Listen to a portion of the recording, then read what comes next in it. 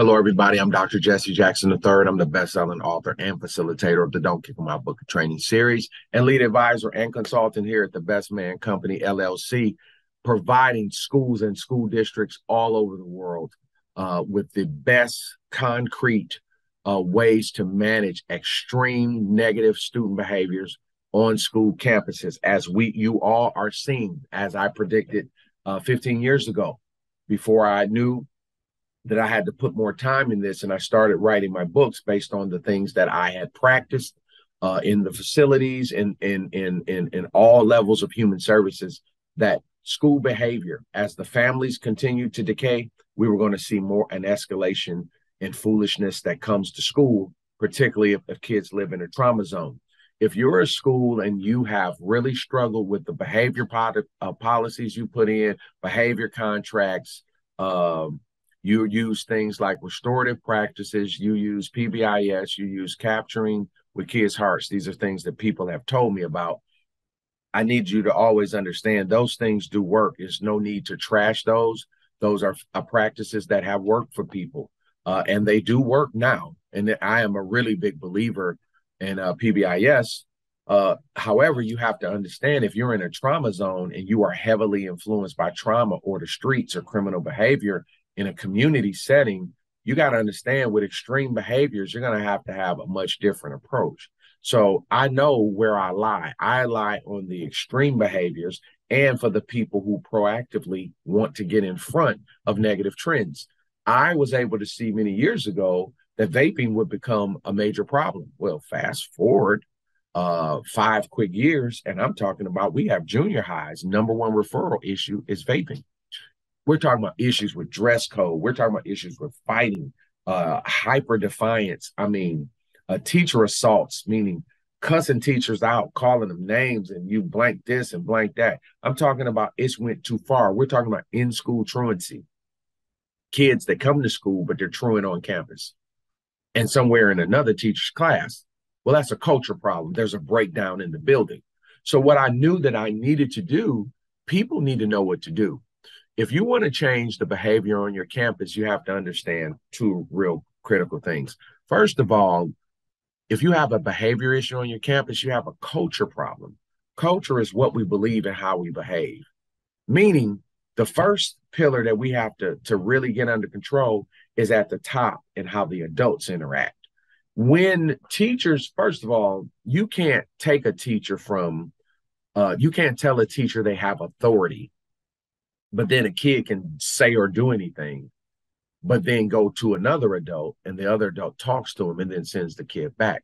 We were not trained like that as teachers. Teachers were trained, the teacher's always right. So you cannot, that's a model of education, and that thing's 100 years old. In the last 20 years, since the No Child Left Behind culture, we have started to try to bring us off that. 10 years later, we came with the you can't suspend anymore. Don't kick them out, right? They didn't read what I said because I gave you the reasons to kick them out, right? I said, don't kick them out for this. We can work on that. This right here, they got to go. But now you fast forward COVID. Now, post-COVID, when everybody's hypersensitive due to the trauma of pandemic that was already there, now the hypersensitivity is there and you miss so much school. We don't want you at home for no reason. Do you see what I'm saying? But there's no training coming with that. So the biggest thing that's occurring is the negativity that's going to occur between management and the staff. Leaders, managers that run buildings, districts, you can't let that happen.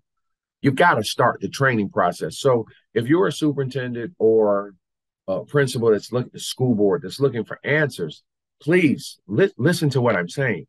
Don't make the mistakes that large districts are making. What they're doing is they're going out and they're getting restorative practices and bringing them in. Do restorative practices work? Absolutely, in many situations. Restorative practices, I have no problem saying it. They're not going to work in the streets in that manner. We've had people do restorative practices and have fights break out in the restorative meeting. Like, yo, you need me to understand why you beat my son up and let's restore justice. Where are you from that you think that's going to go?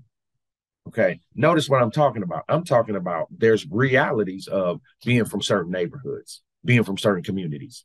right? This is why we got so many shootings going on. This is why we got so many fights on tape.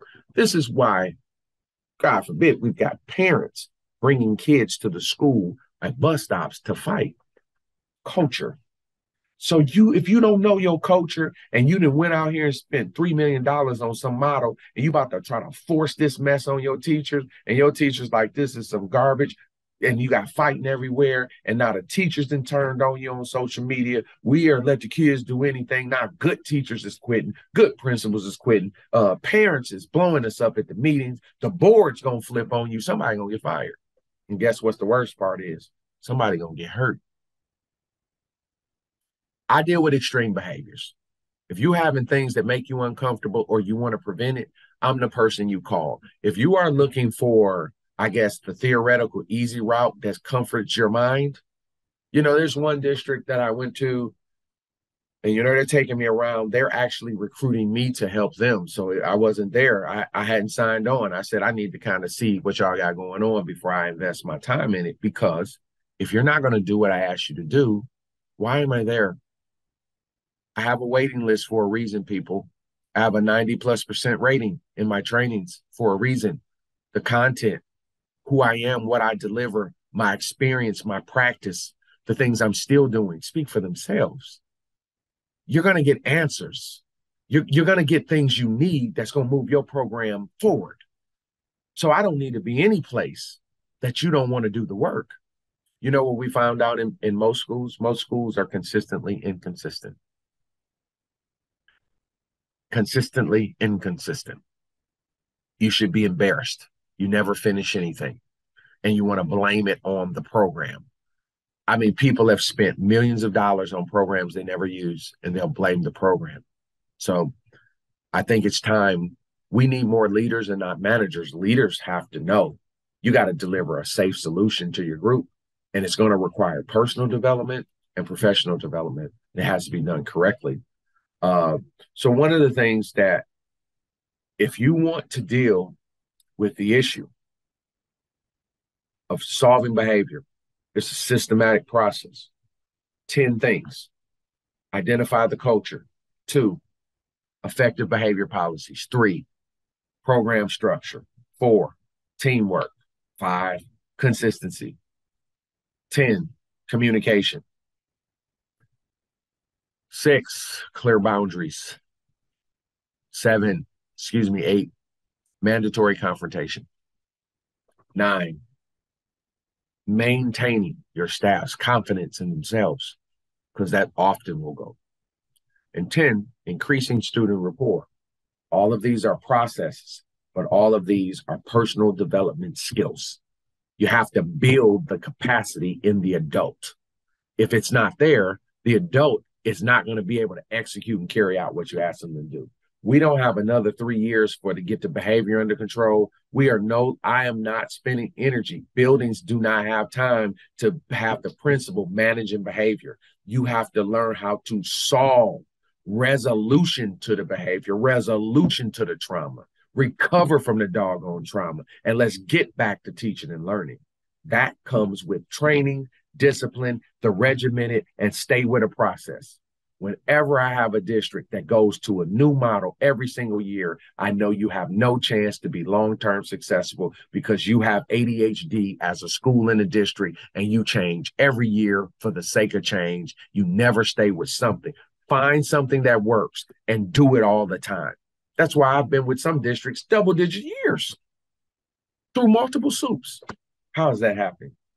Results. If you are a principal, superintendent, school board, you need help. It's 2023 right now. We already are planning for the fall. Definitely our summer institute, we're planning for the fall and planning for 2024. Right now, the thing that I would suggest is throughout the course of this year, there are going to be available dates for your school.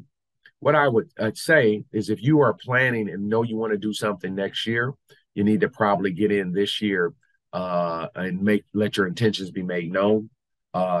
Use a training program, bring it in for your admin first. If it lands with your admin, you're ready to move forward with it. It is a process. You have to be committed to the process. And this is why we have to identify what works. Once you find out what works, Do it. We make Saturdays available. I work multiple Saturdays a month. They look like they're filled right now. However, if you know you need a Saturday, what I found out about Saturday, they're not theoretically desirable, but every Saturday I've had has been a hit. And what the principals tell me and the admin that come, I guess theoretically no one wants to work on a Saturday, but they always say they're glad it's on a Saturday because they get to be more focused. Nobody's calling them and they're not worried about what's going on at school. For these type of issues that are going to define your career and your safety, a Saturday might be the best move. You know you need help.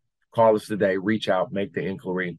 We are here to help you, and we know we have the answers you need for most campuses. If you're dealing with extreme behaviors, vaping, dress code, fighting, defiance, in-school truancy, this is the program for you. Call us today and get that training to your admin team so then you can get it to your staff. It will make a world of difference in helping you to change that culture, which changes that behavior, which leads to an improvement in teaching and learning. I'm Dr. Jackson. Looking forward to speaking with you soon. Be well.